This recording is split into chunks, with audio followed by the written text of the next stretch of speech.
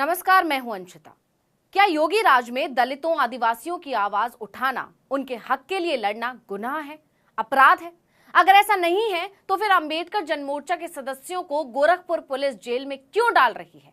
सिर्फ प्रदर्शन करने वालों को ही नहीं, प्रदर्शनकारियों की बात को जन जन तक पहुंचाने के लिए गोरखपुर गए कुछ यूट्यूबर्स को भी जेल में डाल दिया गया। हैरानी की बात यह है कि उन पर गंभीर धाराएं भी लगा दी गई हैं। किन यूट्यूबर्स को उठाया गया, उन्हें कहां से उठाया गया, पुलिस ने क्या क्या धाराएं लगाई हैं, पूरा मामला क्या है, ये तो आगे बताएंगे ही। लेकिन जैसे ही ये खबर सामने आई, बीजेपी सरकार का आदिवासी और दलित प्रेम का सच सबके सामने निकल कर आ गया। अब सरकार पर आरोप लग रहे हैं कि ये सरकार सबके विकास का सिर्फ ढोंग करती है। असल में ये उनकी आवाज दबा रही है और उनके हक में बोलने वालों की भी आवाज दबा रही है। बता दें कि उत्तर प्रदेश में अंबेडकर जनमोर्चा पिछले 3 सालों से दलितों, आदिवासियों, पिछड़ों और पसमानदा समाज के भूमिहीनों को एक एक एकड़ जमीन देने को लेकर आंदोलन कर रहा है। लेकिन योगी सरकार में उनकी सुनवाई नहीं हो रही। जब इन लोगों ने अपनी आवाज को बुलंद किया तो प्रदर्शनकारियों को जेल में डाल दिया गया। उन पर गंभीर धाराएं दर्ज की गई हैं। नेशनल मीडिया तो इस मामले से पूरी तरह दूरी बनाए हुए है। कहीं भी इस प्रदर्शन की खबर देखने को नहीं मिल रही। लेकिन कुछ यूट्यूबर्स इनकी बात सुनने और प्रदर्शन को कवर करने पहुंचे थे। उनके साथ भी गोरखपुर पुलिस ने बदसलूकी की। दिल्ली से पहुंचे 3 यूट्यूबरों को कैंट पुलिस ने गिरफ्तार कर कोर्ट में पेश किया, जहां से उन्हें जेल भेज दिया गया। पुलिस ने उन पर गंभीर आरोप लगाते हुए हत्या के प्रयास और आपराधिक साजिश की धारा लगाई है। पुलिस ने आरोप लगाया कि यूट्यूबरों ने कमिश्नरी कार्यालय के कर्मचारियों का गला दबाने की कोशिश और विवाद बढ़ाने की साजिश रची। मतलब जो आंदोलन 3 साल से चल रहा है, पुलिस और प्रशासन उसे दबाने के लिए कोई और ही एंगल दे रही है। दलितों के हक का सवाल दबाने के लिए आईबी से लेकर अन्य एजेंसियों की भी एंट्री हो चुकी है। पूछताछ के बाद गाजियाबाद के गोरखपुर पहुंचे मनोज कुमार, दिल्ली के संतोष कुमार, संत कबीर नगर के रमेश चंद्र को साजिश रचने और गला दबाकर हत्या की कोशिश करने का आरोप लगाकर जेल भेज दिया। इसके लिए बाकायदा पुलिस ने पूरी कहानी भी बनाई। पुलिस का कहना है कि 10 अक्टूबर को करीब 11 बजे कमिश्नर कार्यालय परिसर में आकर जबरन बिजली का तार जोड़कर माइक लेकर सरकार की अघोषित योजनाओं के नाम पर जमीन दिलवाने के लिए अलग अलग जनपदों से महिला और पुरुषों को इकट्ठा कर जनसभा कर रहे थे। इस पर कमिश्नर कार्यालय के कर्मचारियों ने समझाने की कोशिश की तो तीनों आग बबूला हो गए और कर्मचारियों से धक्का मुक्की करने लगे और जान से मारने की नीयत से गला दबाने लगे। जबरदस्ती कार्यालय में घुस कर्मचारी को गालियां देते हुए सरकारी दस्तावेज फाड़ डाले और वहां रखे गमले नष्ट कर दिए। इससे अफरा तफरी का माहौल बन गया। लेकिन इस पूरे मामले के बाद और इस कहानी के बाद भी गोरखपुर पुलिस सवालों में घिर गई है, क्योंकि हैरानी की बात यह है कि ये आरोप सिर्फ इन यूट्यूबर्स पर ही नहीं लगे हैं। गोरखपुर पुलिस ने अंबेडकर जनमोर्चा के सदस्यों के अलावा उत्तर प्रदेश पुलिस के सेवानिवृत्त डीआईजी एसआर दारापुरी सहित 7 सामाजिक कार्यकर्ताओं को भी गिरफ्तार किया है। 11 अक्टूबर की रात में सभी को जेल भेज दिया गया। इनमें अंबेडकर जनमोर्चा के संयोजक श्रवण निराला के अलावा लेखक और पत्रकार डॉक्टर सिद्धार्थ भी शामिल हैं। और तो और निचली अदालत ने सभी गिरफ्तार लोगों की जमानत याचिका खारिज कर दी। यही नहीं, दलितों आदिवासियों की आवाज उठाने के लिए चल रहे इस प्रदर्शन को दबाने के लिए इस कदर कोशिश हो रही है कि इसमें विदेशी फंडिंग का एंगल भी जोड़ दिया गया।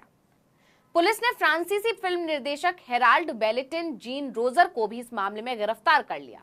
उनके ऊपर कमिश्नर कार्यालय परिसर में आयोजित आंदोलन में शामिल होने का आरोप लगाया। जबकि अंबेडकर जनमोर्चा के सदस्यों का कहना है कि वो दलितों से जुड़े सवालों को लेकर एक डॉक्यूमेंट्री के लिए यहां आए थे, क्योंकि वो एक डॉक्यूमेंट्री बनाने भारत आए हुए हैं। फ्रांसीसी फिल्म निर्देशक के खिलाफ पुलिस ने विदेशी अधिनियम की धारा 1946 के तहत केस दर्ज किया है। विदेशी नागरिक के पकड़े जाने की सूचना विदेश मंत्रालय को भेजी गई है। शुरुआती पूछताछ में जीन रोजर ने आंदोलन से कोई सरोकार न होने की बात कही। उनका कहना है कि वो डॉक्यूमेंट्री के लिए वीडियो बना रहे थे। वहीं बात करें इन तीनों यूट्यूबर्स की तो पूछताछ और जांच में पता चला कि तीनों दिल्ली में रहते हैं और यूट्यूब चलाते हैं।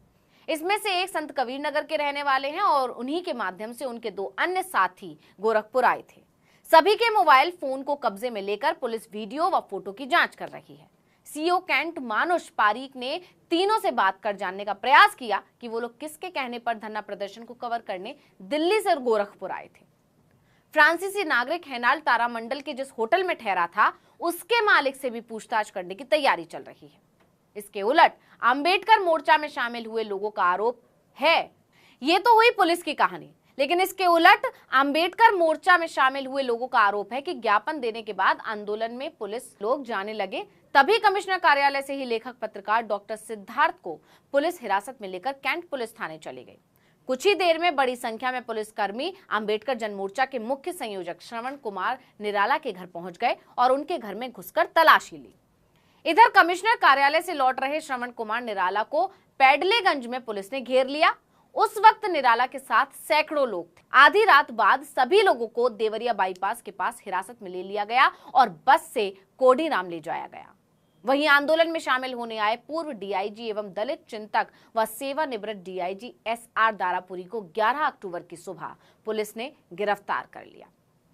अंबेडकर जनमोर्चा के सदस्यों ने आगे बताया कि इस पूरे मामले में 13 नामजद और 10 से 15 अज्ञात लोगों के खिलाफ कैंट थाने में एफआईआर दर्ज कराई। इन लोगों के खिलाफ सरकारी कामकाज में बाधा डालने, तोड़फोड़ करने, निषेधाज्ञा का उल्लंघन करने और सार्वजनिक संपत्ति को नुकसान पहुंचाने के आरोप में आईपीसी की धारा 147, 188, 342, 332, 353, 504, 506, दंड विधि संशोधन अधिनियम 1932 की धारा 7, सार्वजनिक संपत्ति नुकसान निवारण अधिनियम 1984 की धारा 3 और विद्युत अधिनियम 2003 की धारा 138 के तहत केस दर्ज किया गया।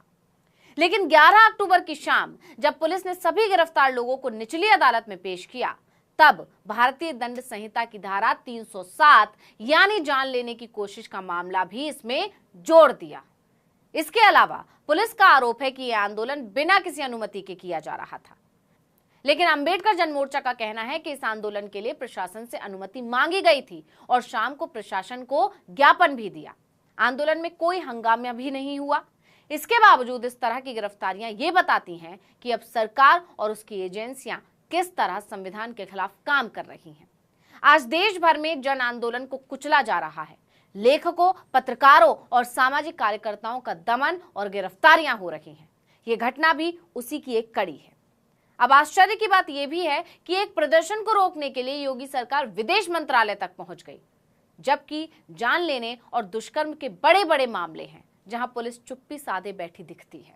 वहीं इस मामले ने बीजेपी सरकार के दलित और आदिवासी प्रेम के दावे की पोल खोल दी है। तो इस वीडियो में इतना ही। आपसे अनुरोध है कि यूट्यूब पर हमारे चैनल आर्टिकल 19 इंडिया को सब्सक्राइब कीजिए, फेसबुक पर लाइक कीजिए, कमेंट करके बताइए आपको हमारा ये वीडियो कैसा लगा। आने वाले दिनों में हम और किन मुद्दों पर वीडियो बनाएं ये भी जरूर बताइएगा। ट्विटर हैंडल है आर्टिकल 19_इंडिया।